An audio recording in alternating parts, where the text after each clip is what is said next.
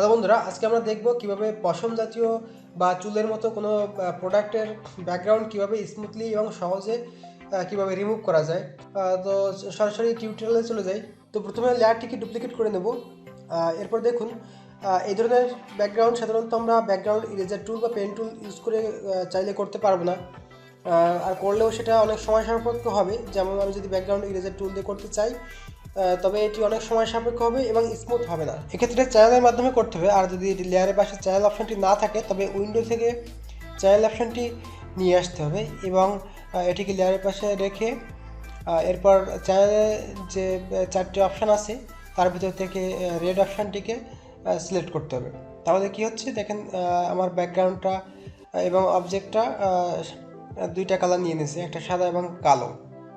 তো আমরা এবার সাদা এবং কালোকে আরও বেশি কালো করার জন্য ইমেজ অ্যাডজাস্টমেন্ট লেভেল, এই লেভেল থেকে আমরা এখানে আমরা একটু অ্যাডজাস্ট করে নিতে হবে। সাদাকে বেশি সাদা করতে হবে এবং কালোকে আরও বেশি কালো করতে হবে। অর্থাৎ আমরা এখানে দুইটা কালার রাখতে হবে, একটা সাদা একটা কালো।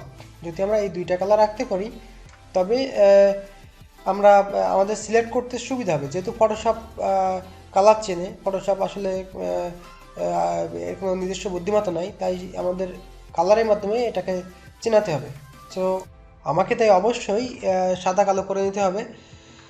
এবার দেখুন, এখানে জুম করলে দেখা যাচ্ছে যে কিছু ফোটা ফোটা বিন্দু বিন্দু দেখা যাচ্ছে।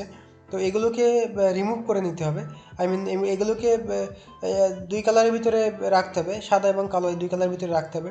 তো আমি কালোকে কালো করব, অর্থাৎ কালোর উপরে ব্রাশ দিয়ে পেইন্ট করব, কালো রং দিয়ে পেইন্ট করব এবং সাদাকেও সাদা করব। তো আমি প্রথমে কালোটাকে আরও বেশি কালো করে নিচ্ছি ব্রাশ টুল ইউজ করে।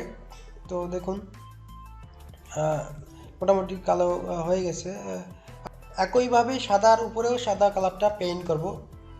তো আমার ব্যাকগ্রাউন্ডে যেহেতু সাদা কালার আছে, সো আমি কালারটা রিপ্লেস করে নেই।